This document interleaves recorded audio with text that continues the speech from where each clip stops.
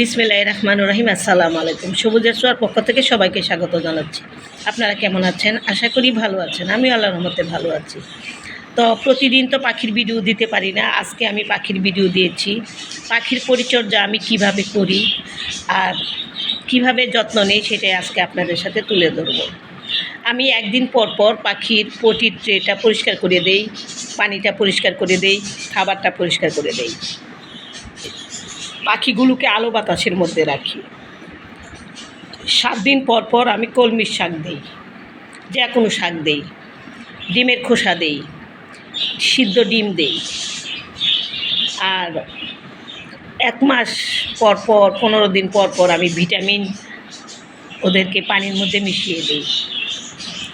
আর ক্যালসিয়ামের এক ধরনের সাবান আছে, ওই সাবানটা যদি দিয়ে দেই ওরা খুব পছন্দ করে।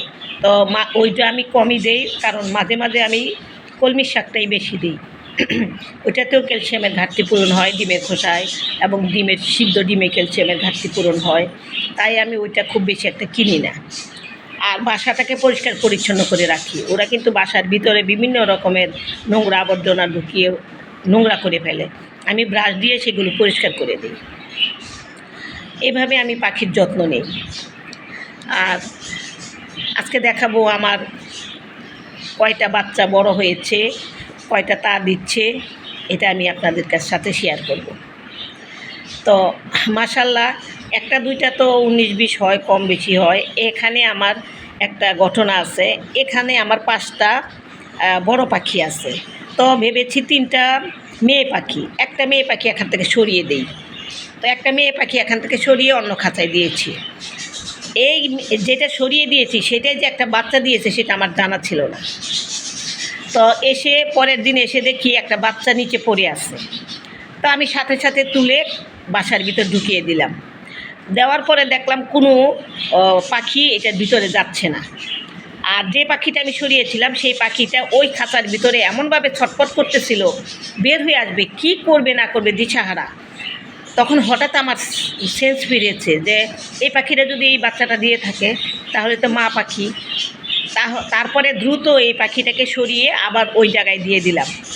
যখনই দিলাম সে দৌড়ে পাখি বাসার ভিতরে ঢুকে গেল, বাচ্চাকে তা দেওয়া শুরু করলো এবং বাচ্চাকে খাবার খাওয়াতে শুরু করলো। আমি আসলে এত একটা ভুল করে ফেলেছিলাম। যাই হোক, পরের দিন আমি সেটাকে উপলব্ধি করতে পেরে সরিয়ে দিয়ে কিভাবে আমি বুঝতে পারলাম যে পাখিটা মানে ছটফট করতেছে, এখান থেকে সরে যাবে। যেই সরাই দিলাম পাখিটা ওই জায়গায় চলে গেল। মা পাখিটা বাচ্চা পাখিটাকে তা দেওয়া শুরু করলো। যাই হোক, বাচ্চাটা এখন সুস্থ আছে, ভালো আছে, একটা বাচ্চাই দিয়েছে। আর ওই পাশে আমার 3টা বাচ্চা মাশাআল্লাহ বড় হয়ে গেছে। আর এখানে আমার একজোড়া ঘুঘু পাখি, এও ডিম নষ্ট করে দিয়েছে। 2টা ডিম পেড়েছিল, নষ্ট করে দিয়েছে। আবার হয়তো পারবে, নতুন অবস্থা তো সেই জন্য। এদের প্রকৃতির নিয়ম অনুযায়ী এরকমই করে, কিছু নষ্ট করবে, কিছু ফেলে দিবে, আবার হবে, এইভাবেই হয়। একটু ধৈর্য ধরে এদেরকে পুষতে হয়। সবসময় প্রাপ্তি আশা করতে হয় না। প্রাপ্তি অপ্রাপ্তি মিলেই কিন্তু জীবনের সব কিছু। আমি পাখি পুষি আমার মনের শখ, ভালো লাগার জন্য। কয়টা বাচ্চা দিয়েছে, কয়টা দেয়নি, এইগুলো চিন্তা আমি করি না। তবে এদেরকে পরিষ্কার পরিচ্ছন্ন রাখতে হবে। এই যে এখানে দেখুন আমার 3টা বাচ্চা মোটামুটি একটু বড় হয়ে গেছে, ওদেরকে খাওয়াচ্ছে, বের হয়ে আসে। তো আমার ভিডিওটা ভালো লেগে থাকলে অবশ্যই লাইক, শেয়ার, কমেন্টস করবেন। সাবস্ক্রাইব করে আমার পাশে থাকবেন, বেল বাটনটা বাজিয়ে দেবেন, তাহলে নোটিফিকেশনের মাধ্যমে আমার ভিডিওগুলো আপনারা দেখতে পাবেন। যারা ফেসবুক থেকে দেখছেন অবশ্যই ফলো দিবেন, পাশে থাকবেন। আমার ইউটিউব চ্যানেলের নাম সবুজের ছোঁয়া, অবশ্যই আপনারা ঘুরে আসবেন, আপনাদেরকে স্বাগত জানাচ্ছি। আমি পাখি, ছাদ বাগান, ঘরের কাজ, রান্নাবান্না এগুলো নিয়ে ব্যস্ত থাকি এবং এইগুলো আপনাদের সাথে তুলে ধরি। জানি না আপনাদের কেমন লাগে, তো আমার ভালো লাগার থেকে আমি এগুলো করি। তো আশা করি আপনারা সবাই আমার পাশে থাকবেন, আমাকে উৎসাহ দিবেন। আর যাদের সময় আছে, সময় কিন্তু সব সময়ই থাকে, করে নিতে হয়। আমরা যখন মনে করি যে সময় নাই, এটা কথাটা ঠিক না।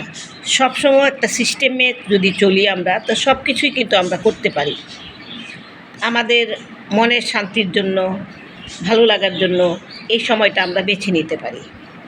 তাহলে আসুন আমরা সবাই প্রকৃতিকে নিয়ে থাকি, প্রকৃতির মাঝে বেঁচে থাকি। আর প্রকৃতি কিন্তু আমাদেরকে বাঁচিয়ে রেখেছে।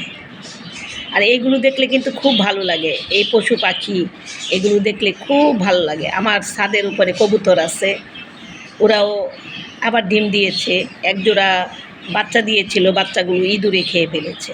তো ভালো থাকবেন, পাশে থাকবেন। আল্লাহ হাফেজ।